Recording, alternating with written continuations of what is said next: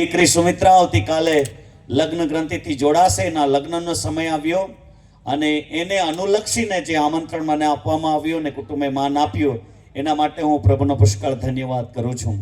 આજે સવારે મેં એક લગ્ન જોડ્યું ખેરિન્દ્રા ગામની અંદર અને ત્યાંથી હું સીધો જ અહીંયા આવ્યો છું. ઘરે નહીં ગયા અમે, કેમ કે આ નજીક છે અને હું પાછો સોનગઢ જાઉં તો 2 કલાક આવવાના અને 2 કલાક જવાના.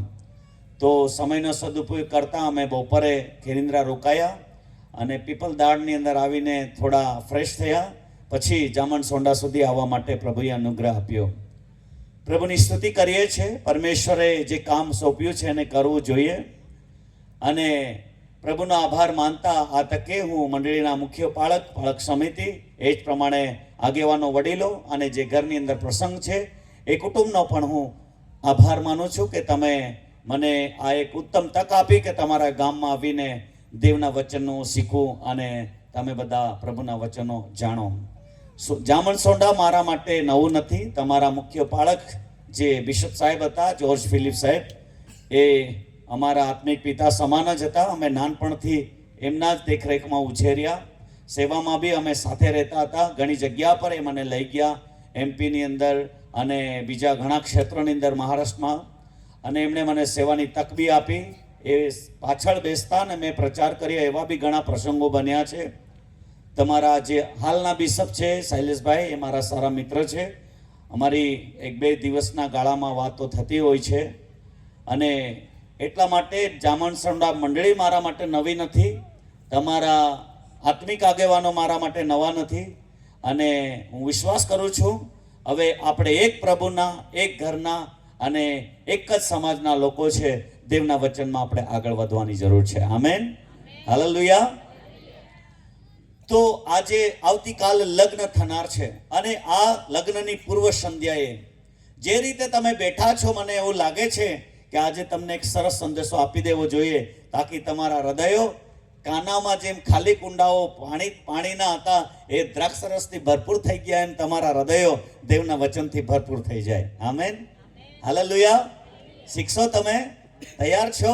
Are you ready? ઓકે. પરમેશ્વરનું વચન જે છે બાઇબલની અંદર લખ્યું છે, જો તમે લગ્નની જ વાત કરો ને તો એદનવાડીથી લગ્નની શરૂઆત થાય છે. ઉત્પત્તિના પુસ્તકની અંદર પ્રભુ પરમેશ્વર પોતે પ્રથમ લગ્ન જોડે છે અને પ્રગટીકરણની અંદર છેલ્લા પુસ્તકની અંદર યીશુ જે હલવાન છે એ મંડળીની સાથેના લગ્ન સાથે જોડીને એક લગ્ન વિશે લખવામાં આવ્યું છે. એક આત્મિક લગ્ન છે. તો બાઇબલની અંદર લગ્ન વિશે ઘણી જગ્યા પર લખ્યું છે. લગ્ન જીવન કેવી રીતે જીવવું જોઈએ એના વિશે લખ્યું છે અને પારિવારિક જીવનની અંદર કેવી રીતે આપણે આશીર્વાદ પામીએ, શું કરીએ ત્યારે શ્રાપિત બનીએ, કેવી રીતે આપણે આગળ વધીએ, જીવનમાં આવતા પડકારોનો આપણે સામનો કેવી રીતે કરીએ, બધી જ બાબતોનું શિક્ષણ બાઇબલની અંદર છે. પણ પાળે એના માટે છે, સાંભળનારા લોકો માટે નથી, સાંભળીને ભૂલી જનાર માટે નથી.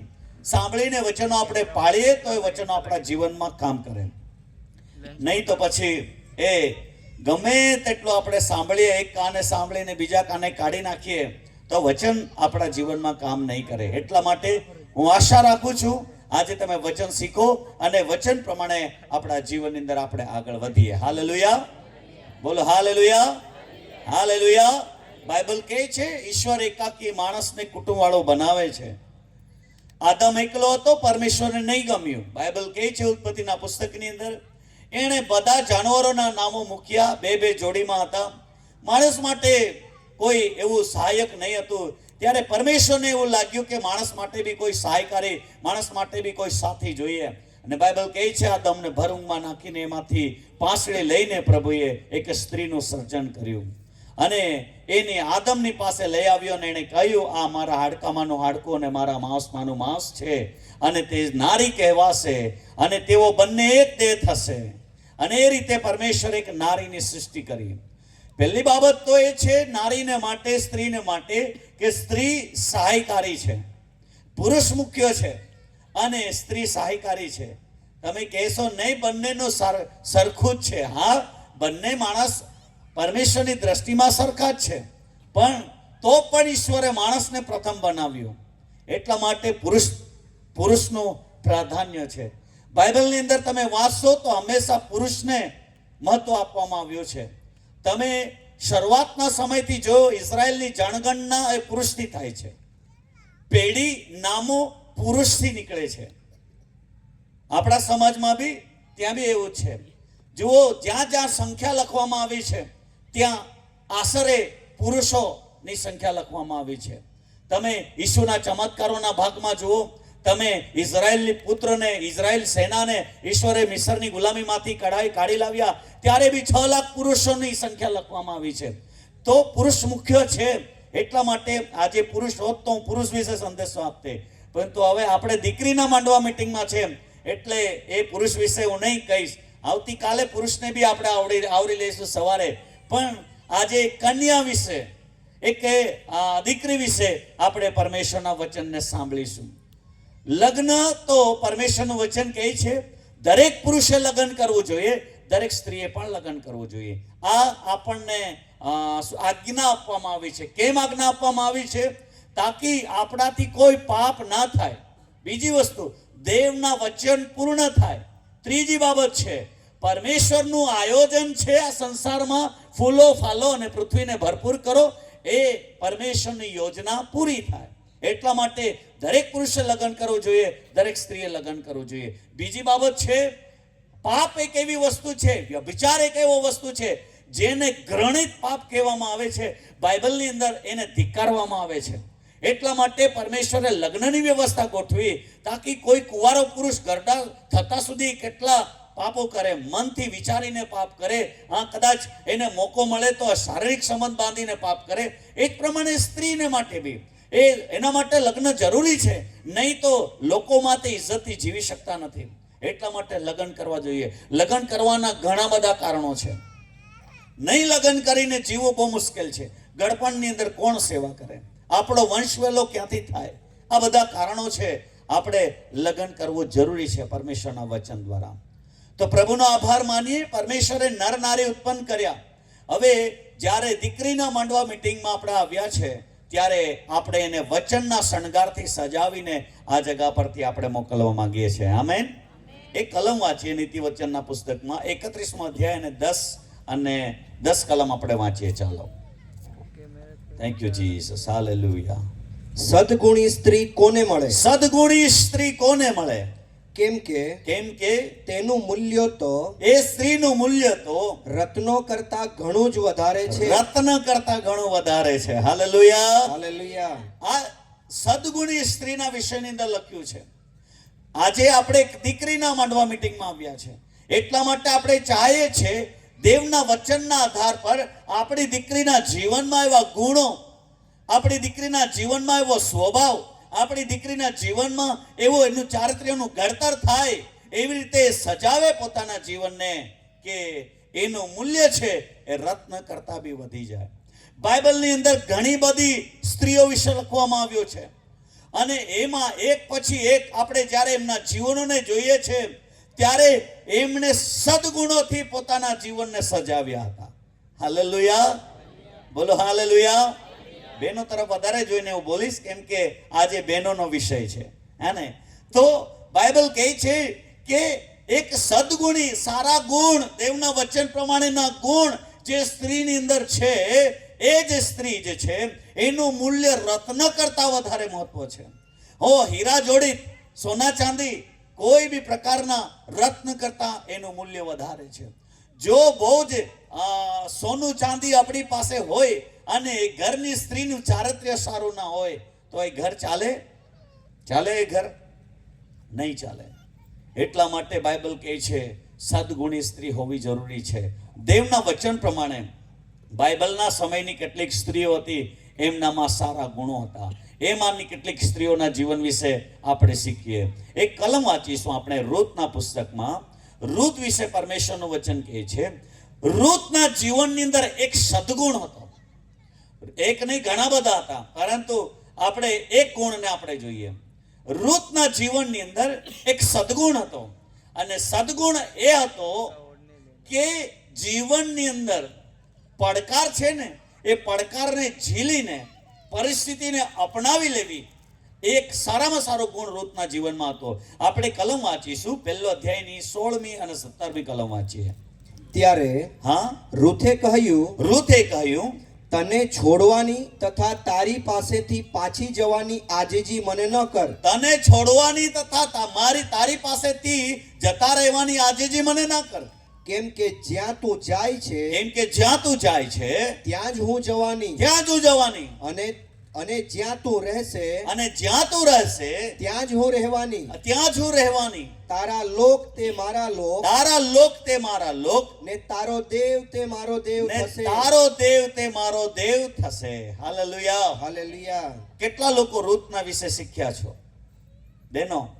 અરે બહેનોની મીટિંગમાં તો આ જ પ્રચાર થાય છે, હે ને? બરાબર ને? બહેનો આ જ પ્રચાર કરે છે રૂથના જીવનથી. જો તમે બહેનોના મીટિંગમાં ગયા હોત તો તમને ખબર હોત રૂથ કોણ છે અને રૂથ વિશે શું લખ્યું છે. બાઇબલ કહે છે એક કુટુંબ હતું, અલીમેલેક કરીને એક પ્રભુનો દાસ હતો. પ્રભુનો દાસ એટલે એક ઇઝરાયેલી વ્યક્તિ હતો, બેથલેહેમનો એક વ્યક્તિ હતો. એણે જોયું કે તો પૈસાવાળો ને સુંદર, બધી રીતે રાચ રચેલું એનું હતું, એની પાસે હતું. એની પત્ની નાઓમી અને એના 2 દીકરાઓ હતા, મહલોન અને કિલિયોન. અને એ 4 જણા છે ને જ્યારે બેથલેહેમમાં દુકાળ પડ્યો ત્યારે એ લોકો મોઆબની અંદર જતા રહ્યા. ને બાઇબલ કહે છે કે બેથલેહેમની અંદર દુકાળ પડ્યો એટલે આ લોકો સુવિધાના ચક્કરમાં ક્યાં જતા રહ્યા? મોઆબ જતા રહ્યા. પણ બાઇબલ કહે છે થોડા દિવસો વીતતા ગયા, સમય વીતતો ગયો, એમના બંને દીકરાઓના લગ્ન થયા અને બંને દીકરાઓની વહુઓ આવી. પણ બન્યું એવું, પરમેશ્વરે પોતાનો હાથ લઈ લીધો અને પ્રભુનું વચન કહે છે અલીમેલેક બી મરી ગયો, કિલિયોન બી મરી ગયો, મહલોન બી મરી ગયો અને હવે આ નાઓમી અને એની 2 વહુઓ રહી ગઈ. એ સમયે નાઓમીને ખબર મળી કે બેથલેહેમની મુલાકાત ઈશ્વરે લીધી છે, એટલા માટે નાઓમી જે છે એ પાછી બેથલેહેમ આવવા માટે તૈયાર થઈ. પણ હવે આ 2 વહુઓ એની સાથે હતી, મોઆબેન. એમનું શું? ત્યારે એણે કહ્યું કે તમે હવે અહીંયા જ રહી જાઓ, હવે હું ગड्ढી થઈ છું, મારું કોઈ બાળક થવાનું નથી, એટલા માટે તમે મારી સાથે નહીં આવશો, તમે અહીંયા જ રહો, પાછા પરણી જાઓ અને રહીને તમે જીવો. ત્યારે બાઇબલ કહે છે એની એક વહુ અર્પા એ નાઓમીને ચુંબન કરીને ત્યાંથી જતી રહી. પણ બાઇબલ એમ કહે છે એક વહુ હજુ છે રૂથ, એના વિશે આ જગ્યા પર લખ્યું છે. એણે ઘણા કાલાવાલા કર્યા રૂથને, પરંતુ રૂથ કહે છે તું હવે મને મનાવવાની કોશિશ ના કર. તારા લોક તે મારા લોક, તારો દેવ તે મારો દેવ, અને તારી જે જગ્યા જ્યાં તને દાટવામાં આવશે ત્યાં જ મને દાટવામાં આવશે. અને આ બધું કહ્યું પછી પરમેશ્વરનું વચન કહે છે રૂથને એણે મનાવવાની કોશિશ ના કરી, પણ એને એ બેથલેહેમમાં લઈ ગઈ. જો તમે બીજા અધ્યાયની અંદર વાંચશો, બોઆઝ એમ કહે છે કે મારી દીકરી તું જે દેવનો આશરો લેવા માટે ઇઝરાયલમાં યરુશલેમ તું આવી છે, બેથલેહેમ જે ઇઝરાયલના પરમેશ્વરનો આશરો લેવા માટે આવી છે, એના માટે તારા સારા ગુણો જોઈને હું પરમેશ્વરનો આભાર માનું છું કે તું એ તારા લોકોને પસંદ નહીં કર્યા, પરંતુ મોઆબ છોડીને તું ઇઝરાયલની અંદર ઇઝરાયલના પરમેશ્વરનો આશરો લેવા માટે આવી છે. થોડું ડીપમાં જઈશું, તમે કોશિશ કરજો, પરમેશ્વર આજે આપણને એના વચન દ્વારા શીખવશે. Hallelujah, hallelujah. સમજાય છે બહેનો? જો હું તો શિક્ષક છું એટલે વચનનો તો મને ટેવ છે કે તમે સમજો અને શીખીને જાઓ. તો બાઇબલ કહે છે કે બીજા અધ્યાયની અંદર બોઆઝ કહે છે કે તું ઈશ્વરનો સહારો લેવા માટે આવી. આ જગ્યા પર રૂથ કહે છે તારો દેવ તે મારો દેવ. રૂથ જ્યારે આવે છે મોઆબથી બેથલેહેમની અંદર, ત્યારે લગ્નના પર્પસથી નથી આવતી. ત્યારે એની પાસે એ જે આવે છે જગ્યા પર કોઈ બીજી રીતે એ લગ્ન કરીને મારો વંશ વેલો વધશે ને ત્યાં જીવી સારી રીતે એના હિસાબે નથી આવતી.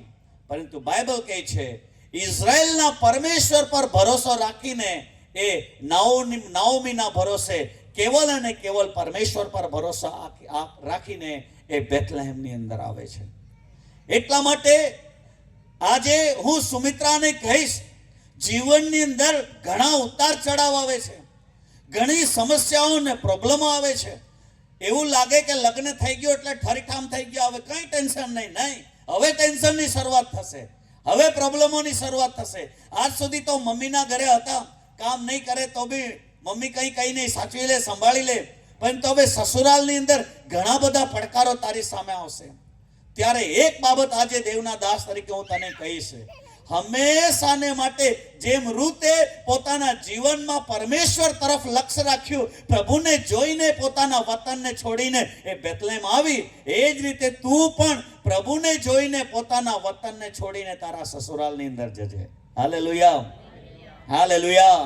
અને આજે હું તને ગેરંટી સાથે કહું છું, જે ઈશ્વરે રૂતને આશીર્વાદ આપ્યો, એને બ્લેસિંગ આપ્યા, એને વધારી, એનું માન વધાર્યું, એનો વંશવેલો વધાર્યો, જે ઈશ્વરે એના દ્વારા મોટા મોટા લોકોને લાવ્યા, દુનિયામાં ઇતિહાસ રચાઈ ગયો, એવી જ રીતે પરમેશ્વર તને બી આશીર્વાદિત કરશે. ઓ રૂતના પરમેશ્વર એ તારો પ્રભુ છે, અને એ જે રીતે એને રૂતને બ્લેસિંગ્સ આપ્યા, આશીર્વાદો આપ્યા, એ જ રીતે તું જામન સોંડા છોડીને જશે અને ત્યાં તારું લક્ષ્ય પરમેશ્વર તરફ હશે, તો ઓટોમેટિક પરમેશ્વર તને બધી બાબતોમાં સફળ કરશે.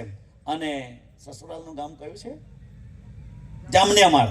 જામનિયામાળની અંદર પરમેશ્વર તને બહુ જ માન આપશે અને ત્યાં તું વધશે ને આશીર્વાદિત થશે. Hallelujah, hallelujah. એટલા માટે તું કેવલ પતિને જોઈને નહીં જઈશ, તું કેવલ પતિના ઘરબારને જોઈને નહીં જઈશ, તું કેવલ પતિ પર લક્ષ્ય રાખી નહીં જઈશ. હા, પતિ છે તારો, ત્યાંનું સસુરાલ છે તારું, પરંતુ આખી જિંદગી તારો આધાર અને જેના પર તારે સૌથી વધારે લક્ષ્ય રાખવાનું છે એ તારો પ્રભુ છે. જે રૂતનો પ્રભુ હતો એ તારો પ્રભુ છે. આજે એને લક્ષ્યમાં રાખીને તારા જીવનને તું તૈયાર કર કે હું જઈશ તો મારી સાથે એક અભિષેક જશે જામનસોંડાથી. Hallelujah, hallelujah. હું જઈશ જામનિયામાં તો મારી સાથે મારો દેવ યહોવા આવશે, અને આ જગા તારો છોડવો ને ત્યાં જવું એ તારા માટે અને તારા કુટુંબને માટે મોટા આશીર્વાદનું કારણ બનશે. બાઇબલ તો રૂત વિશે એવી સાક્ષી આપે છે, પરમેશ્વરે એ તો જ્યારે ત્યાંથી આવી ત્યારે તો વિધવાના રૂપમાં આવી, પરંતુ પ્રભુએ એને પતિ પણ આપ્યો. ત્યાં જઈને બોઆઝ જોડે એનું લગ્ન થાય છે. બાઇબલ એમ કહે છે કે બોઆઝ જોડે એનું લગ્ન થયું અને બોઆઝ દ્વારા પ્રભુએ એને દીકરો આપ્યો, અને એ દીકરા દ્વારા દીકરો આપ્યો. એનો વંશવેલો ત્યાં જઈને આરંભ થયો. રૂતનો વંશવેલો ત્યાં જઈને આરંભ થયો. પરમેશ્વરનું વચન કહે છે કે એના દ્વારા પરમેશ્વરે જ્યારે રૂતને ઓબેદ નામનો દીકરો આપ્યો, એ ઓબેદ દ્વારા પરમેશ્વરે યિશાય નામનો દીકરો આપ્યો, અને યિશાયના ઘરની અંદર દાઉદ રાજા ઉત્પન્ન થયો, અને દાઉદના કુળની અંદર પ્રભુ ઈસુ મસીહ આવ્યા. હાલેલુયા. પરમેશ્વર તો પેઢીઓનો પરમેશ્વર છે. આ તમે એકવાર લગ્ન કરીને છોકરા રમે એવી રીતે આપણે રમીને પૂરું કરી દઈએ એવું નથી. જો પરમેશ્વરના વચન પર વિશ્વાસ કરશો તો તમારા પેઢીઓને પરમેશ્વર આશીર્વાદિત કરશે. અને એ ઓબેદ જે છે એ તો દાઉદનો દાદો હતો. પરમેશ્વરનું વચન કહે છે ઓબેદના ઘરની અંદર યિશાયનો જન્મ થયો, યિશાયના ઘરની અંદર દાઉદનો જન્મ થયો, અને દાઉદ ઇસ્રાયેલનો રાજા બની ગયો. વિધવા, એક વિધવાના કુળમાં ત્રીજી જ પેઢીની અંદર પરમેશ્વરે રાજાને લાવ્યો. અને પ્રભુનું વચન કહે છે દાઉદ પછી એનો દીકરો રાજા બન્યો. હવે રાજાઓનું કુળ ચાલુ થઈ ગયો. રૂતના જીવનથી, રૂત દ્વારા આપણે જન્માવેલા બાળકોમાં રાજાઓનો વંશ ચાલુ થઈ ગયો. રાજાઓનો વંશ ચાલુ થઈ ગયો. ધીરે ધીરે ધીરે ધીરે 2000 વર્ષ બીજા વીતી ગયા. પરમેશ્વરનું વચન કહે છે દાઉદના કુળમાં જ ઈસુનો જન્મ થયો. હાલેલુયા. કેટલું બ્લેસિંગ્સ અને આશીર્વાદની વાત છે. આપણને એવું લાગે મસીહ જીવન, ખ્રિસ્તી જીવન સાધારણ છે, પરંતુ જ્યારે પ્રભુ ઈસુ ખ્રિસ્ત પર આપણે વિશ્વાસ કરીએ છીએ, આપણી પેઢીઓને આશીર્વાદ આપવાને માટે પરમેશ્વરનું વચન આપણી સાથે કરાર કરે છે. Hallelujah, hallelujah, hallelujah. એટલા માટે પ્રભુના લોકો ઈમાનદારીથી, દાવાથી, હિંમતથી, હિયાવથી જીવે છે, કેમ કે આપણી પાસે એક એવો પ્રભુ છે જેના દ્વારા આપણે આશીષ પામીએ છીએ.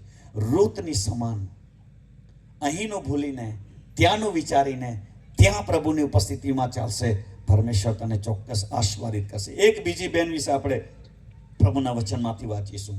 પ્રભુનું વચન વાંચીએ આપણે એસ્તરનું પુસ્તક, એનો 4 અધ્યાય અને 16 કલમ આપણે વાંચીશું. એસ્તરના જીવનમાં એક સારો ગુણ હતો, હા ને, એને બી આપણે વાંચી લઈશું.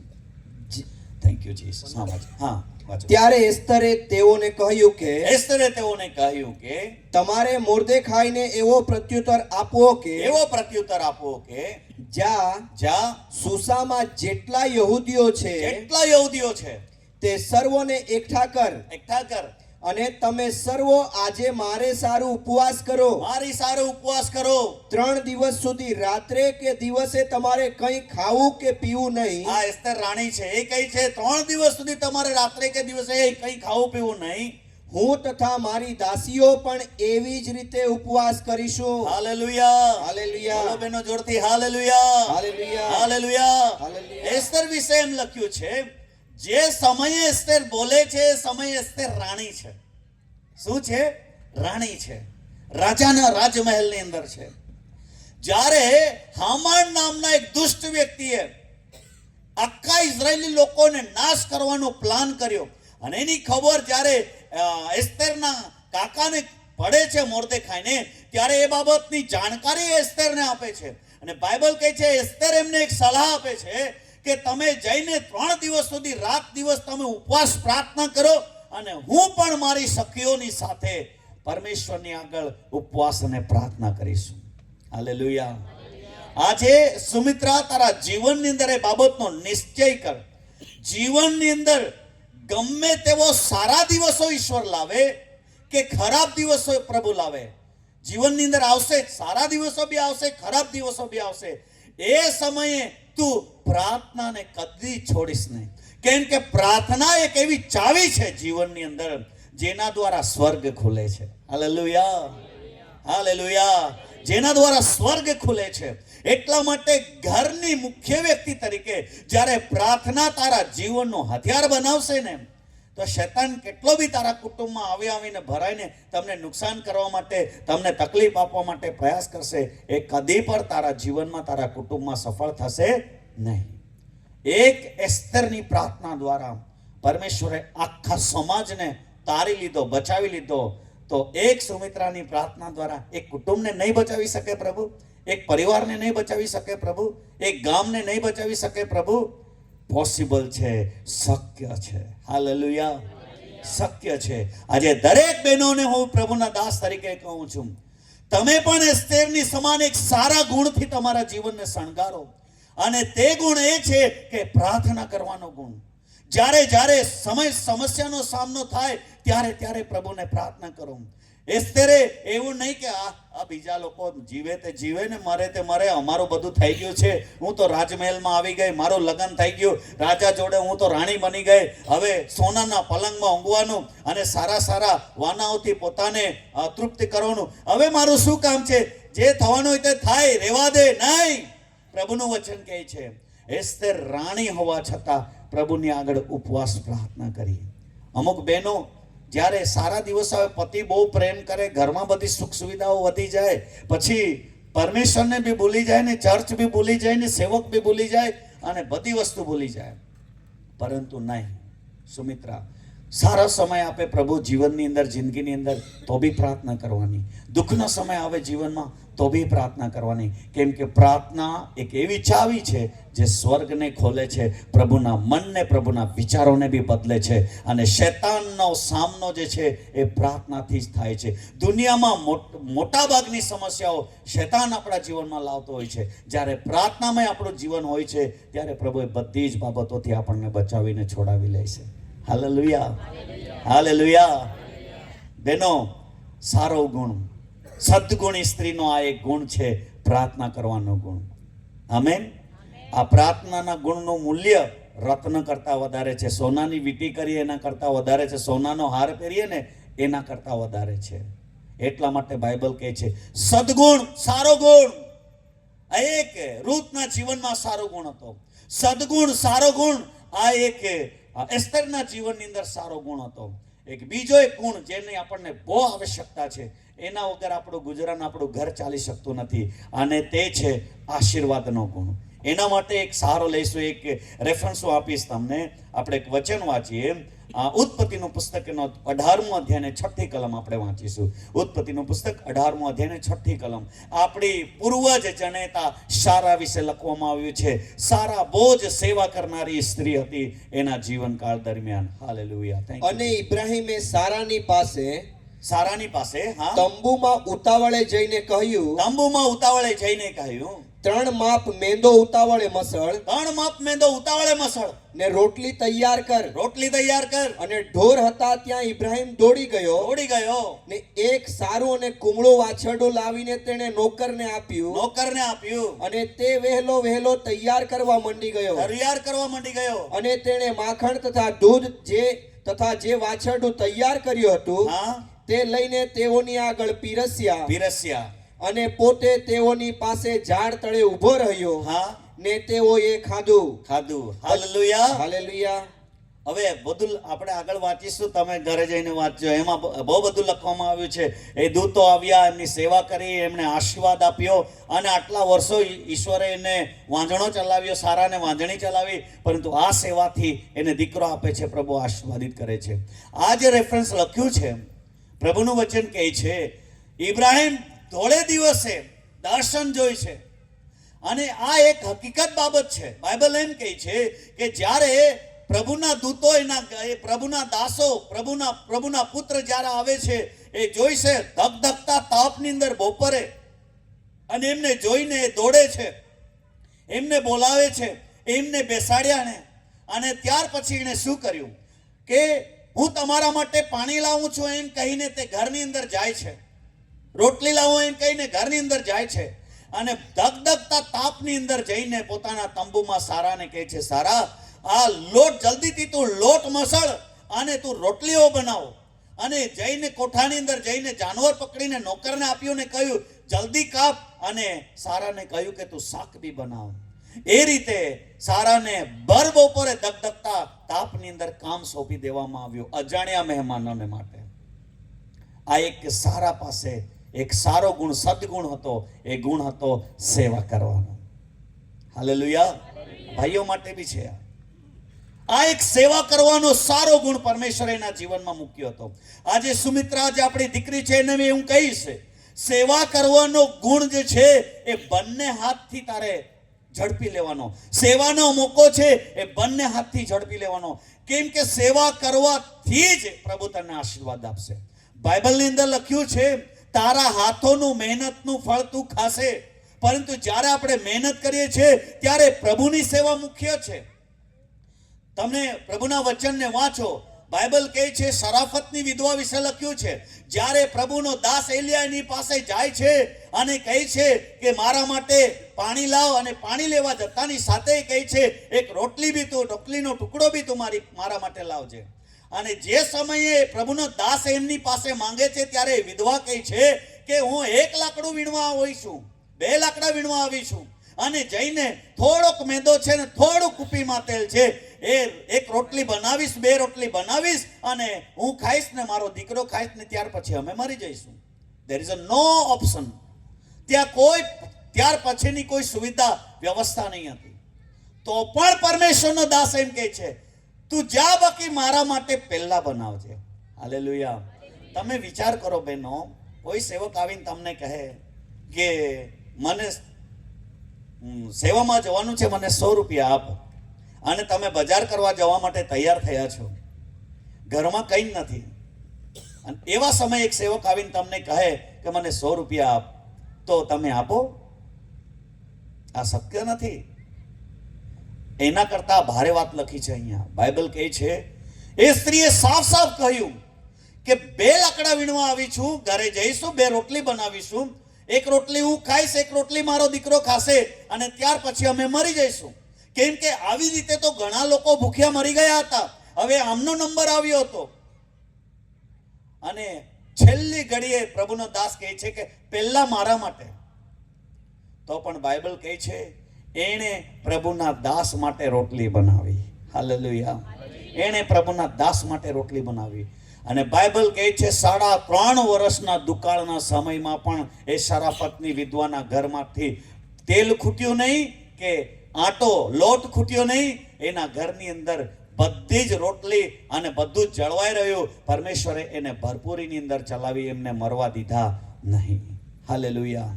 એટલા માટે આજે હું સુમિત્રાને બી કહીશ, અહીં સુમિત્રા દીકરી સમાન બેઠેલી ઘણી દીકરીઓ છે, તમને બી કહીશ, તમારા જીવનમાં એક સદગુણ અપનાવો, અને તે સેવા કરવાનો ગુણ.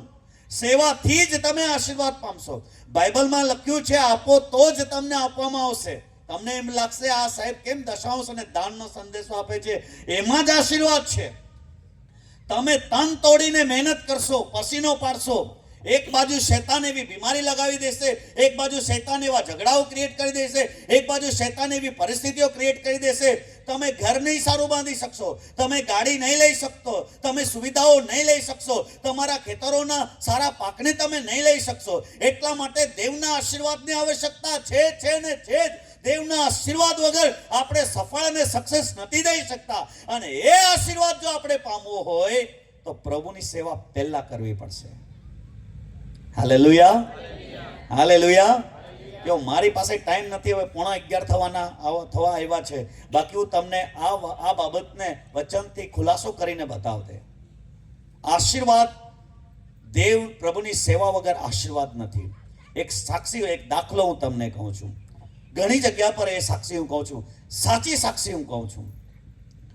અમારા ગામની અંદર એક બેન છે અને એ સારા વિશ્વાસીના ઘરની એ દીકરી છે.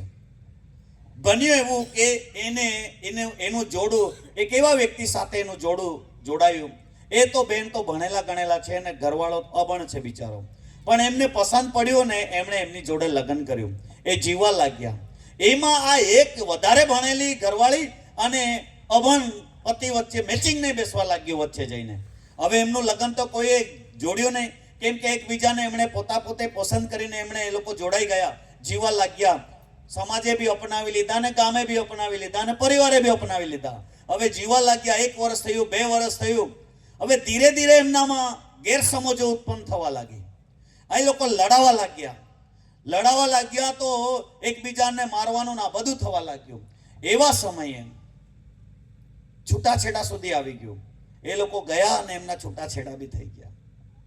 હવે આ જ દંપતી, આ જે છૂટાછેડા થયેલું દંપતી છે, આ જ દંપતી ખબર નહીં પાછા ઈશ્વરે કેવો ચમત્કાર કર્યો, એમના મનમાં શું આવ્યું. એક વખતે મીટિંગ હતું. એ મીટિંગની અંદર આવીને એ લોકો એ પ્રાર્થના કરવા માટે આવ્યા અને પ્રાર્થના કરવા માટે આવ્યા ત્યારે એમણે, એના પતિ તો કોન્ટ્રાક્ટરનું કામ કરે છે, તો એક મસ્ત સોનાનું મંગળસૂત્ર એને લઈ આપ્યું હતું. તો એ દીકરી આવીને આ બંને જણા આવ્યા અને એમ કહે છે, પાસ્ટર સાહેબ, આ સોનાનું મંગળસૂત્ર છે, અમે તમને સેવાને માટે આપીએ છીએ, તમે અમારા માટે પ્રાર્થના કરો. ઓરિજિનલી કોર્ટની અંદર એમના છૂટાછેડા થઈ ગયા છે, પણ એમ કહે છે અમે પાછા જોડાઈને સાથે રહેવા માંગીએ છીએ, તમે અમારા માટે પ્રાર્થના કરો. બંને જણા રડવા લાગ્યા. મેં તમારી જિંદગીની અંદર પહેલી વાર આવો કેસ જોયો. રડતા એ લોકો કહે છે અમારા માટે પ્રાર્થના કરો. બેને પોતાના ગળામાંથી મંગળસૂત્ર કાઢ્યું. એ સોનાનું મંગળસૂત્ર હતું, બહુ કિંમતી હતું. એ મારા હાથમાં આપીને કહ્યું, અમારા લગ્નનું મંગળસૂત્ર, અમારું લગ્ન તૂટી ગયું, હવે આનું કંઈ કામ નથી, આ તમે લો, એને સેવામાં ઉપયોગ કરો. પાસ્ટર સાહેબ અમારા માટે પ્રાર્થના કરો.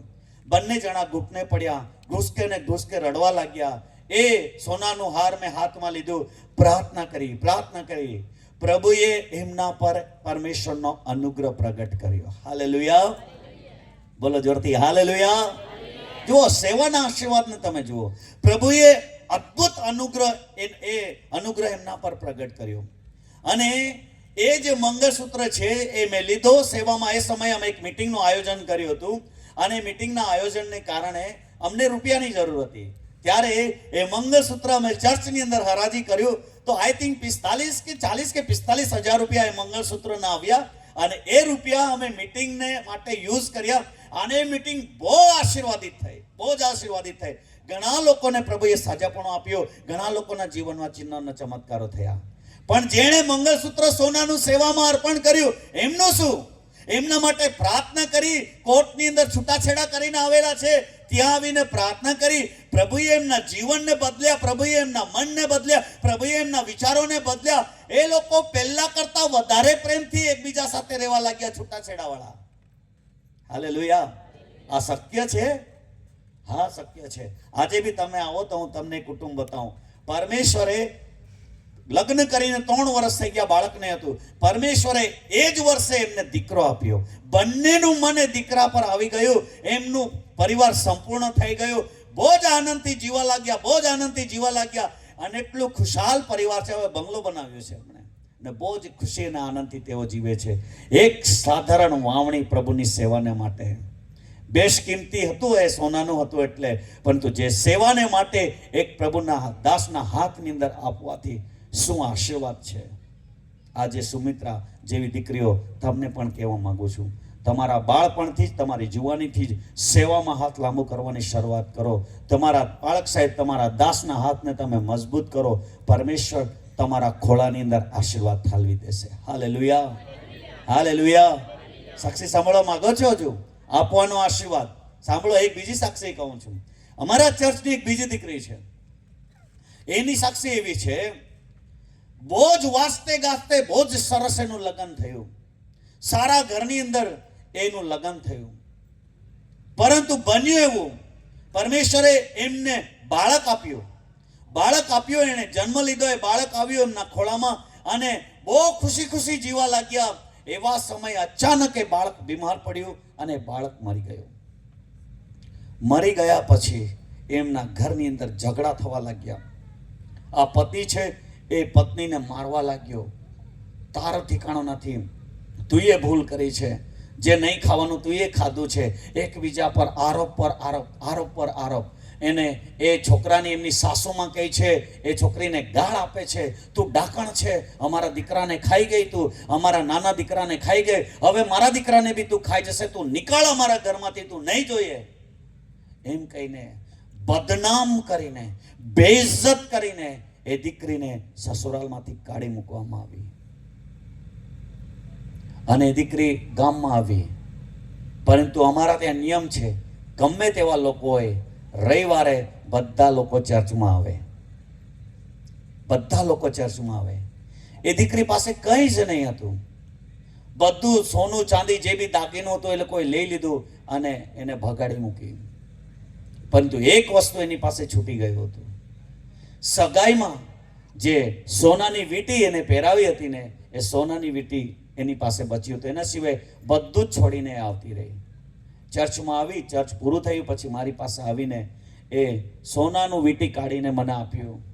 પાસ્ટર સાહેબ, તમે સેવામાં જાઓ છો ને, પેટ્રોલ ભરાવવા માટે તમે ઉપયોગ કરો ગાડીમાં, આ મારી પાસે બસ આટલું જ છે, આ લઈ લો તમે. એણે મને આપ્યું.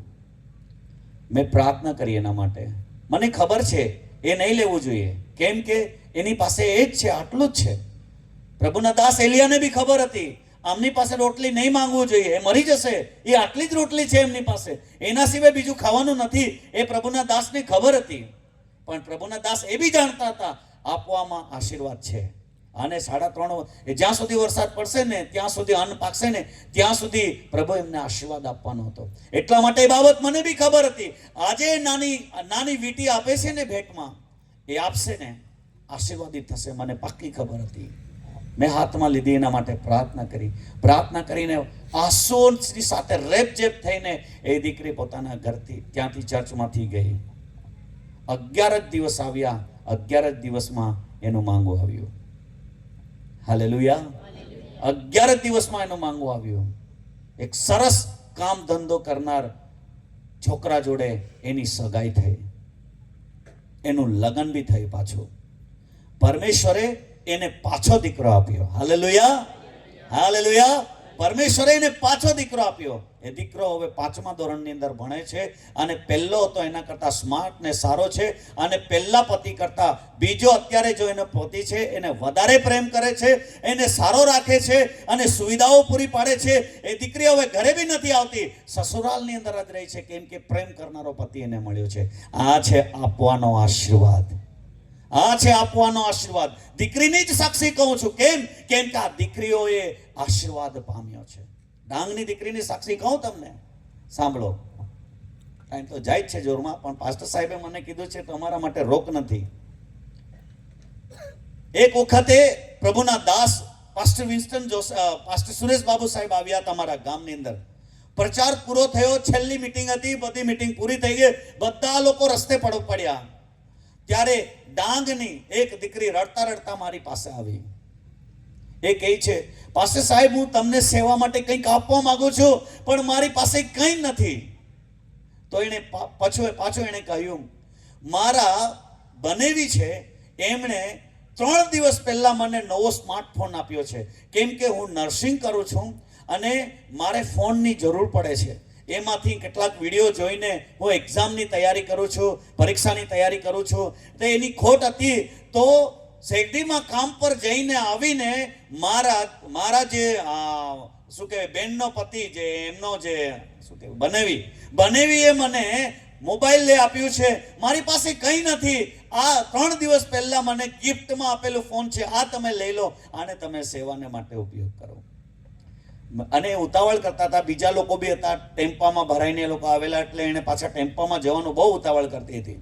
તો પણ મેં કીધું હું તને ઓળખતો નથી, પણ તું જે શબ્દો બોલે છે ને તું જે વિશ્વાસ કરે છે એ વિશ્વાસના આધાર પર હું તારા માટે પ્રાર્થના કરું છું. અને બધા લોકો જઈ રહ્યા હતા. આ દીકરી રડતી હતી, કેમ કે પ્રભુએ એને સ્પર્શ કરી હતી. એ મોબાઈલ મારા હાથમાં આપ્યું. એ સમયમાં આવો મોબાઈલ મારી પાસે બી નહીં હતો, પરંતુ એને લઈને મેં પ્રાર્થના કરી અને એ દીકરી આટલા બધા લોકોમાં વિખેરાઈ ગઈ. હવે કોણ હતી, કાનું હતું, એ બધું એડ્રેસ નહીં પૂછ્યું, કેમ કે જવા માટે ઉતાવળ કરતા હતા. એ ફોન આપીને જતી રહી. પ્રાર્થના કરી, પ્રભુની સેવાને માટે આપ્યું એને. ત્યાર પછી 6 વર્ષ પછી એ દીકરી મને મળી અને હું જામણ વિહીર એક વખત મિટિંગમાં પ્રચાર કરવા માટે ગયો હતો, આપણા જયરામ સાહેબને ત્યાં. જામણ વિહીરની અંદર એ દીકરી મને મળી. પાસ્ટર સાહેબ મને ઓળખ્યા? મેં કહ્યું નહીં, મેં તમને ફોન આપ્યો હતો એ સભાની અંદર સેવાને માટે. ત્યારે હું આશ્ચર્યચકિત થયો. ઓ હા, તમે ફોન આપ્યો હતો, બરાબર. મને નહીં ખબર, હું ભૂલી ગયો, મને ચહેરો નહીં ખબર. એણે મને કહ્યું, સારામાં સારા ઘરમાં મારું લગ્ન થયું છે. આ મારો પતિ છે. આ મારો પતિ મામલતદારની અંદર કામ કરે છે અને હું સ્ટાફ નર્સમાં છું. Hallelujah, hallelujah. એક દીકરી જે 250 રૂપિયા 200 રૂપિયા વાળો ડ્રેસ પહેરીને એક ફોન આપીને ગઈ. એ દીકરીને જે દિવસે મળ્યો ત્યારે 5000નો ડ્રેસ પહેરેલી હતી. એને સુંદર હીરા જેવો એનો પાસે એની સાથે પતિ, નોકરી કરનાર પતિ હતો. પ્રભુએ એને સ્ટાફ નર્સની નોકરી આપી અને એણે કહ્યું 35,000થી મારી પગારની શરૂઆત જ થઈ. હું ફોન આપીને આવી અને 3 જ મહિનામાં મારો ઓર્ડર નીકળ્યો. હાલેલુયા. આ છે સુમિત્રા, દેવની સેવાને માટે આપવાના આશીર્વાદો. હાલેલુયા. એટલા માટે આશીર્વાદ વગર ઘર નહીં ચાલે. દેવના આશીર્વાદ વગર ઘર નહીં ચાલે. તમે ઉતાણા પડો, ઉમડા પડો, ઘસડાઈને જાઓ, સવારથી લઈને સાંજ સુધી મહેનત કરો, પસીનો પાડો, વાંકા વળો, કાળા થઈ જાઓ તાપમાં કામ કરીને. દેવનો આશીર્વાદ નહીં હોય તો શૈતાન કયા રસ્તેથી તમારી મૂડી, તમારા રૂપિયા ખાઈ જશે, કંઈ જ ખબર નહીં પડશે. એટલા માટે દેવના આશીર્વાદને કમાવવો પડે છે. અને કમાવવા માટે બાઇબલમાં એક રીત છે. તમે પ્રભુની સેવામાં આપો તો પ્રભુ તમને આશીર્વાદ આપશે. Hallelujah, hallelujah. એટલા માટે જે ઘરમાં તું જાય છે, જે મંડળીમાં તું જશે, ત્યાંની સેવાને તારા તરફથી તું ટેકારૂપ થા. મને નહીં ખબર હું તારા માટે બોલું છું કે કોઈ બીજા માટે બોલું છું, પરંતુ એવી દીકરીઓને માટે હું બોલું છું. હંમેશા તમે જો ગામની અંદર જામણ સોંડામાં છો, તમારી મંડળીને માટે, તમારા દાસને માટે તમે પ્રાર્થના કરો અને જેટલું બની શકે તેટલું જે છે તે પ્રભુની સેવામાં તમે વાવણી કરો. પરમેશ્વર તમને આશીર્વાદિત કરશે. આજે હું એક ઈમાનદારીપૂર્વક અને આનંદ સહિત અને ખુશીથી કહું છું, મારા ચર્ચની અંદર એવી દીકરીઓ છે, ત્યાં એ લોકો કામ ધંધા પર જાય છે. ઘણા બહેનો છે કોસરની અંદર પથ્થરો ફોડે છે, ત્યાં કામ પર જાય છે. ઘણા બહેનો એવા છે કડિયા કામ કરવા માટે જાય છે. કડિયા કામ કરનારાઓ સાથે આખો દિવસ એ લોકો પસીનો પાડીને કામ કરે છે. એવા ભાઈઓ છે જે થર્મલની અંદર એટલું ધૂળ ઉડે છે, ત્યાં જઈને તેઓ કામ કરે છે. બરાબર રવિવારે પ્રાર્થના કરવા માટે દશમાંશ લઈને પ્રભુના દાસની પાસે આવે છે. અને આજે તમે આવીને જુઓ, અમારા ગામની અંદર પરમેશ્વરે એક સેવા કરનાર કુટુંબને પ્રભુએ ઉઠાવી દીધા છે. પરમેશ્વરે આશીર્વાદિત કર્યા છે. આપવામાં જ આશીર્વાદ છે. તને એવું લાગશે, પ્રભુનું વચન કહે છે વાવનારને પ્રભુ બીજ આપે છે. એવું કદી નહીં ધારશો કે મારી પાસે કંઈ નથી, કંઈ છે જ નથી, હું ક્યાંથી વાવું, ક્યાંથી આપું. પ્રભુનું વચન કહે છે જો વાવવાની ઈચ્છા તમારી પાસે છે તો પ્રભુ બીજ આપવા માટે સક્ષમ છે. Hallelujah, hallelujah. બાઇબલ કહે છે મલાખીમાં 3 અધ્યાયની અંદર 16 કલમની અંદર પારખીને જુઓ પરમેશ્વર કેટલો ભલો છે. એટલા માટે આજે જામન સંડાના લોકો જેટલા બી છો, દીકરી દીકરાઓ ભાઈઓ માટે બી કહું છું, પ્રભુની સેવામાં વાવણી કરીને જુઓ, પછી તમારા પરિવારમાં તમે આશીર્વાદનો અનુભવ કરશો. આ સંદેશો નથી આપવામાં આવતો, એટલા માટે આપણા લોકો આશીર્વાદોથી વંચિત છે. સેવકોને એવું લાગે છે કે વિશ્વાસીઓ શું વિચારશે આપવા માટે કહીશ. ભાઈ, આ બાઇબલ કહે છે. આ લોકો શું વિચારશે, તે લોકો શું વિચારશે, આપણા વિચારવામાં બિચારા વિશ્વાસી લોકો અધૂરા રહી જાય છે. પરમેશ્વર બધાને આશીર્વાદ આપવા માંગે છે. સુમિત્રાબેન, પ્રભુ તારી સાથે છે. આજે તું આપણી જનેતા સારાની સમાન સેવા કરનારી દીકરી બનશે ને, પરમેશ્વર તને આશીર્વાદિત કરશે. તારા દ્વારા તારા પૂરા પરિવારને આશીર્વાદિત કરશે, તારા પતિને આશીર્વાદિત કરશે. જે ઘરમાં તું સાસરે જશે એ ઘરને આશીર્વાદિત કરશે પ્રભુ. જે ચર્ચમાં તું જઈને બેસશે રવિવારે, એ ચર્ચને, એ મંડળીને, દાસને પ્રભુ આશીર્વાદિત કરશે. આપણે આશીર્વાદના સંતાન છે. આપણે આશીર્વાદના સંતાન છે. ફાલતુ લોકો નથી. આપણી કિંમત છે પ્રભુમાં, આપણું વેલ્યુ અને મહત્વ છે. Hallelujah, hallelujah. બોલો યેશુ મસીહ કી, બોલો યેશુ મસીહ કી. હજુ બોલું? સાંભળશો? તૈયાર છો ભાઈઓ? ઊંઘ આવે છે? ભૂખ લાગી? હું તો એક એવો સેવક છું ને, લોકોની હાલત જોઈને બોલું. હાલમાં હું તમને કહું, તમે 11:15 વાગ્યા સુધી વચન સાંભળવાની ક્ષમતામાં છો.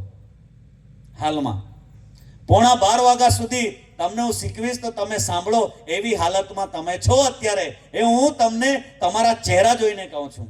કેમ કે આવા બધા લોકોને હેન્ડલ કરવાનો અમને બહુ વર્ષોથી ટેવ પડી ગયેલી, એટલે મને ખબર છે. પણ હું આટલો લાંબો સંદેશો નહીં આપીશ. હવે એક બાબત આપણે વાંચીશું. અબીગાઈલના જીવન વિશે આપણે વાંચીએ, એક કલમ વાંચીએ આપણે. પહેલા શમૂએલનું પુસ્તકનો 25મો અધ્યાય 18 ને 19 કલમ આપણે વાંચીશું. એક બીજી સ્ત્રી પાસે એક સદગુણ છે, એનું નામ અબીગાઈલ છે. એના વિશે આપણે વાંચીએ. વાંચો. ત્યારે અબીગાઈલે જલ્દીથી 200 રોટલી જલ્દીથી દ્રાક્ષારસની 2 મસકો રાંધીને તૈયાર કરેલા 5 હાથ એકા ઘેટા, 5 માં પોંક દ્રાક્ષાની સોલુમ તથા અંજીરના 200 ચકતા લઈને ગધેડા પર લાદ્યા. અને તેણે પોતાના જુવાન ચાકરને કહ્યું કે તમે મારી આગળ જાઓ, જુઓ હું તમારી પાછળ આવું છું. પણ તેણે પોતાના ધણી નાબાલને કંઈ કહ્યું નહીં. અને એમ થયું કે તે પોતાના ગધેડા પર સવારી કરીને પર્વતને ઓથે ચાલતી હતી. તે સમયે જુઓ, દાઉદ તથા તેના માણસો સામે આવતા હતા, અને તેણે તેમની ભેટ થઈ. હવે દાઉદે કહ્યું હતું કે આ માણસની રાનમાંની સર્વ મિલકત મેં એવી રીતે સંભાળી હતી કે તેનું કોઈ પણ ખવાયું ન હતું. એ બધું ખરેખર ફોકટ ગયું છે. તેણે મને સારાને બદલો ભૂરો આપ્યો છે, અને જે તેનું છે તે સર્વમાંથી સવાર થતા સુધી એક નર બાળક સરખું હું જીવતું રહેવા દઉં તો દેવ દાઉદના શત્રુઓનો એવું ને એવુંથી વધારે દુઃખ પાડો. અને બસ હવે હું કહી દઉં છું. ને સાંભળો. હવે જુઓ, આ વચન કેટલા લોકોએ વાંચ્યું છે? તમે નવા વિશ્વાસીઓ છો કે? હાલેલુયા. બાઇબલ કેટલા લોકો વાંચે છે? કોઈ બાઇબલ વાંચવા વાળું છે અહીંયા? જો હવે સાંભળો. પરમેશ્વરના વચનમાં લખ્યું છે કે પુરાતન કાળની અંદર દાઉદના સમયમાં એક પ્રાંત હતો, ત્યાં નાબાલ નામનો એક વ્યક્તિ રહેતો હતો. અને દાઉદ બી પોતાના દીકરાથી સંતાતો ફરતો હતો એ દિવસોમાં. એટલા માટે એક પ્રાંતમાં તેઓ રહ્યા. તો દાઉદના ગોવાળિયા અને નાબાલના ગોવાળિયા એ લોકો સાથે રહેતા હતા અને એકબીજાની સુરક્ષાઓ કરતા હતા. બન્યું એવું, આ જે નાબાલ નામનો વ્યક્તિ છે બહુ શ્રીમંત હતો. એની પાસે ઢોર ઢાક ઘેટા બકરા બહુ હતા. અને જ્યારે ઊન કાતરવાનો સમય આવ્યો, એ સમયે દાઉદે પોતાના ગોવાળિયાઓને એમ કહીને મોકલ્યું કે નાબાલ પોતાના ઘેટાઓનું ઊન કાપે છે, તો જઈને એને કહો કે અમે સાથે હતા ત્યારે અમે તમારું કોઈ નુકસાન નથી કર્યું. તો અમારા માલિક દાઉદે કહ્યું છે કે અમારા ગોવાળિયાઓ માટે તું કંઈ ખાવાનું આપ. આ સંદેશો લઈને દાઉદના ગોવાળિયા જે છે એ નાબાલ પાસે ગયા. એ પોતાના ઘેટાઓનું ઊન કાપતો હતો અને ખાઈ પીને એકદમ મસ્ત હતો. એવા સમયે જઈને લોકો કહે છે અમારા સ્વામી દાઉદે અમને મોકલ્યા છે કે જ્યાં દિવસે અમે તમારી સાથે હતા ત્યારે તમારા ઘેટાને સંભાળ્યા, ઢોરડાકને સંભાળ્યા, સંપત્તિને સંભાળી, કંઈ નુકસાન થવા દીધું નથી. પરંતુ હવે અમારા માલિકે મોકલ્યા છે કે અમારા જે નોકરો ચાકરો છે એમના માટે કંઈક તું આપ. ત્યારે નાબાલ ગુસ્સે થઈ ગયો. આવા તો ઘણા નોકરો ચાકરો હોય છે પોતાના સ્વામીઓ પાસેથી ભાગી ગયેલા, તમે મારી પાસે આવ્યા છો, નીકળો, હું તમને ઓળખતો નથી. અને આવી રીતે બેઇજ્જત કરીને દાઉદના ગોવાળિયાઓને ભગાડી દીધા નાબાલે. બાઇબલ એમ કહે છે દાઉદ તો લડવૈયો હતો. જ્યારે દાઉદનું અપમાન કરીને દાઉદના ગોવાળિયાઓને ત્યાંથી ભગાડી દીધા, ત્યારે દાઉદે સાંભળ્યું કે નાબાલે મારું અપમાન કર્યું છે અને મારા વિશે આવું આવું બોલ્યો છે. ત્યારે એણે પોતાની સેનાને તૈયાર કરીને નાબાલ અને આખા પરિવારને નાશ કરી દેવાને માટે દાઉદ ઘોડા ઉપર પોતાના સૈન્ય સાથે આવી રહ્યો હતો. અને એ વસ્તુની જાણકારી જે ખોળાની અંદર બની હતી, ખેતરની અંદર, એ વસ્તુની જાણકારી નાબાલની પત્ની અબીગાઇલને કોઈ એમના નોકરે જઈને કહી દીધું કે આવી આવી રીતે બન્યું હતું. ને દાઉદ વિશે અમે જાણીએ છીએ તો એ તો ખુન્નસ વાળો માણસ છે, એ તો લડવૈયો છે, જો એને ખબર પડશે કે અમને અપમાનિત કર્યા છે તો એ આવીને બધાને મારી નાખશે. ને બાઇબલ એમ કહે છે અબીગાઇલની પાસે એક ગુણ હતો, એ ચતુર અને ચાલાક અને સમજદાર હતી. અને એટલા માટે એણે કહ્યું હવે મોત આવી રહ્યો છે, કેમ કે દાઉદ તો ખતરનાક વ્યક્તિ છે. એટલા માટે એણે નાબાલને રહેવા દીધો અને પોતે જ વ્યવસ્થાઓ કરી. ઘેટા મરાવ્યા, દ્રાક્ષરસની લૂમો લીધી, રોટલાઓ બનાવ્યા, બધું પોતે તૈયાર કરીને એ નાબાલને કહ્યા વગર પોતાના નોકરોને લઈને ગધેડા ઉપર લાદીને પહાડના ઓથે ઓથે સંતાઈને જઈને એ દાઉદને મળવાના માટે જાય છે કે દાઉદનો ગુસ્સો શાંત થઈ જાય અને તેઓ બચી જાય. અને એ જ પ્રમાણે અબીગાઇલે કર્યું. અને જઈને રસ્તામાં જઈને દાઉદ એની સેના સાથે આવતો હતો નાબાલ અને એના કુટુંબને મારવા માટે. પણ બાઇબલ એમ કહે છે કે એ અબીગાઇલને મળ્યો ત્યારે અબીગાઇલ એની પાસે માફી માંગે છે. અને જે કંઈ લાવી હતી એમના માટે 5 ઘેટાઓ મારીને લાવેલી, એમનું માંસ રાંધેલું હતું, રોટલા બનાવેલા હતા અને દ્રાક્ષરસની લૂમો હતી, બધું જ્યારે દાઉદે જોયું ત્યારે એનો ગુસ્સો શાંત પડી ગયો. અને એણે અબીગાઇલને કારણે નાબાલને અને એની સંપત્તિને છોડી દીધી. અબીગાઇલની પાસે એક એવો ગુણ હતો, સમજદારી વાળો ગુણ. અબીગાઇલની પાસે એક ગુણ હતો, ચાલાકી વાળો ગુણ. અબીગાઇલની પાસે એક એવો ગુણ હતો, એ સ્માર્ટ થિંકિંગ વાળી દીકરી હતી. એ જ રીતે પરમેશ્વરે સુમિત્રાને બી એ આશીર્વાદ આપ્યો છે. જ્યારે તારા સસુરાલમાં જશે ત્યારે તારી પાસે એ સદગુણ હોવો જોઈએ કે સમજદારી રાખવાની, બધી બાબતમાં સમજદારી રાખવાની, એકબીજાની સલાહ લેવાની, જાણકારી રાખવાની અને ચતુર બનીને હરેક બાબતોમાં આગળ વધવાનું. એકદમ ભોળા લોકોની પાસેથી કોઈ બી છેતરી જાય, પરંતુ ચાલાક અને ચતુર બનીએ તો જ જિંદગી જીવાય. નહીં તો રોટલો આમ મૂકીને હાથમાં ખાતા હોય ને તો એ બી કોઈ લઈને ખાઈ જાય, કંઈ મળે નહીં, આશા જ કરતા રહી જઈશું. એટલા માટે ચાલાકી બી જોઈએ, ચતુરાઈ બી જોઈએ, સમજદારી બી જોઈએ. આ બધી બાબતો અબીગાઇલ પાસે હતી. મોતના કૂવામાંથી એણે પોતાના પતિને, પોતાની આખી સંપત્તિને એણે કાઢી લીધી એની એક સમજદારીના કારણે.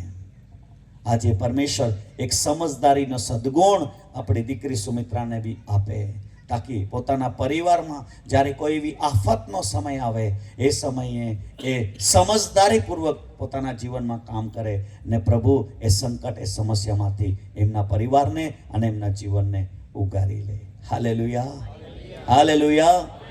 ઘણી બહેનોમાં સમજદારી જોતી નથી, એટલા માટે ઘરોની અંદર ઝઘડાઓ થાય છે. બોબ બોલે, ઘરવાળાને બી ગાળ આપે, છોકરાઓને બી ખીજવાઈ જાય ને આમ કરી નાખે ને તેમ કરી નાખે, અને જઈને પોતાના સસુરાલમાં જઈને પતિની વાક કાઢે અને પછી જઈને પેલા સસરાવાળાના વાક કાઢે. એવી રીતે સમજદારી નહીં ને, એટલા માટે બધા ઝઘડા ઉત્પન્ન કરે, પછી એ જ ભોગવ્યા કરે આખી જિંદગી. પછી કોઈને એવું બી ખોટું લાગી જાય, એના કારણે પરિવારો તૂટી જાય છે. એટલા માટે સમજદારી બહુ જરૂરી છે. અબીગાઇલની એક સમજદારીને કારણે એનું આખું કુટુંબ અને એની આખી સંપત્તિ બચી ગઈ. પરમેશ્વર એવો સદગુણ સુમિત્રા દીકરીને પણ આપે કે એની સમજદારીને કારણે એનું કુટુંબ ચાલે. હાલેલુયા. એની સમજદારીને કારણે એનું કુટુંબ ચાલે, એની સમજદારીને કારણે એમનો પરિવાર બચી જાય. અને આ એક સારો ગુણ છે, એ પોતાના જીવનમાં અડોપ્ટ કરશે, ચોક્કસ આશીર્વાદિત પ્રભુ એની કરશે. 4 બાબતો આપણે શીખ્યા. કેટલા લોકોને ધ્યાન છે? પહેલી બાબત આપણે રૂથના જીવનમાંથી શીખ્યા. કઈ બાબત આપણે રૂથના જીવનમાંથી શીખ્યા? એણે પરમેશ્વર તરફ લક્ષ્ય રાખીને પોતાના જન્મભૂમિને છોડીને એ સસુરાલની અંદર એમ કહીએ તો ચાલે, સસુરાલમાં નીકળી ગઈ. હાલેલુયા. પરમેશ્વર તરફ લક્ષ્ય રાખીને જીવવામાં ભલાઈ અને આશીર્વાદ છે. બીજી બાબત આપણે પ્રભુની દાસી એસ્તરના જીવનમાંથી શીખી ગયા. બાઇબલ એમ કહે છે એસ્તર પ્રાર્થનાવાદી દીકરી હતી. એ જ રીતે પોતાના સસુરાલમાં જઈને સુમિત્રા પણ પ્રાર્થનાવાદી દીકરી બને, તાકી જીવનની હરેક ચેલેન્જોમાં નો સામનો કરીને સફળ અને આશીર્વાદિત એનું જીવન થઈ શકે. પ્રભુના વચનમાંથી આપણે બીજી બાબત સારાના જીવનમાંથી શીખી ગયા. સારા સેવા કરનારી બેન હતી. આપણી દીકરી પણ સેવા કરનારી બેન થાય, સેવા કરનારી દીકરી થાય, તાકી પરમેશ્વર એના ઘરાના અને એના કુટુંબને આશીર્વાદિત કરે. ચોથી બાબત આપણે શીખ્યા, અબીગાઇલ જે છે એ સમજદાર દીકરી હતી અને એની સમજદારીને કારણે એના આખા કુટુંબને અને એની સંપત્તિને એને બચાવી લીધી. એ જ રીતે પ્રભુ સુમિત્રાને બી સમજદારીનો ગુણ આપે, આ એક સદગુણ આપે, સમજદારીનો ગુણ આપે, તાકી એ પોતાના કુટુંબને તારનારી બની શકે. હાલેલુયા. બોલો જોરથી હાલેલુયા, હાલેલુયા. કંઈક શીખ્યા આજે? કંઈ શીખ્યા બહેનો ભાઈઓ? કંઈક શીખ્યા? પ્રભુના વચનમાં ઘણી બાબતો એવી છે જેને શીખીને આપણે આશીર્વાદિત થઈ શકીએ. પરંતુ પેલું નાળો હોય છે ને, ગરનાળું નાખેલું હોય, તમને ખબર? રસ્તામાં એ ગરનાળામાં એ પાણી આવે, આ બાજુથી આવે ને પેલી બાજુ નીકળી જાય. પાણી એમાં સંગ્રહાઈ રહે કે નહીં? ઘણા લોકોના મન અને કાનો છે ગરનાળા જેવા હોય છે. એટલે આ બાજુથી, આ દુમદાના લોકોની વાત કરું છું, આ બાજુથી આવે ને પેલી બાજુ નીકળી જાય, કઈ ફાયદો નહીં થાય. પરંતુ આપણે ડેમ જેવા બનીએ. હાલેલુયા. ડેમની અંદર પાણી આવે તો એ સંગ્રહાઈ રહે. તો ડેમને જ ફાયદો નથી, ડેમને તો ફાયદો છે જ. કેમ કે એની અંદર માછલાઓ હોય, એની અંદર પાણી હોય, સુંદર બી લાગે છે, સારું બી છે અને એ બધી જ રીતે સારું છે. પરંતુ જ્યારે ડેમમાંથી પાણી બીજાને મળે ને, ત્યારે આખા વિસ્તારના ખેતરોને હરાભરા કરી દે છે. હાલેલુયા. એટલા માટે આપણે ડેમ જેવા બનીએ, ગરનાળા જેવા નહીં. દેવનું વચન જેટલું આવે આપણા હૃદયમાં સંગ્રહ કરીએ. જેવી રીતે ઉકાઈ ડેમમાં ચોમાસામાં જેટલું પાણી આવે એટલું બધું સંગ્રહ કરવામાં આવે છે. અને એ સંગ્રહેલું પાણી આજે પેલા વિસ્તારની અંદર તમે જુઓ તો લીલોતરી દેખાય છે. એ જ રીતે દેવનું વચન બી આપણે સંગ્રહ કરીશું તો આપણું જીવન બી લીલોતરીથી ભરપૂર થઈ જશે, આપણું પરિવાર બી લીલોતરીથી ભરપૂર થઈ જશે, આપણી મંડળી બી લીલોતરીથી ભરપૂર થઈ જશે. ગરનાળા જેવું આપણું મન અને જીવન અને કાનો રહેશે તો પછી એ નાળું સુકાયેલું ઉલટા લોકો અને જાનવરો ગંદકી કરીને જતા રહે એવું જીવન બની જાય. એટલા માટે પ્રભુના વચનને સંગ્રહ કરીને જીવવાની ટેવ પાડીએ, શીખતા રહીએ. હાલેલુયા. બોલો હાલેલુયા. 11 વાગ્યા છે, બોલું? બસ ધરાઈ ગયા.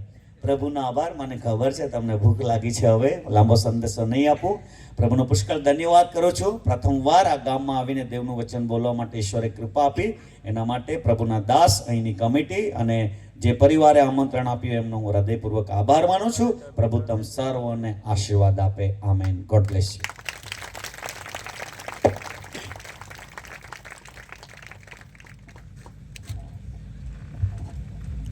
Hallelujah, hallelujah. તો સમય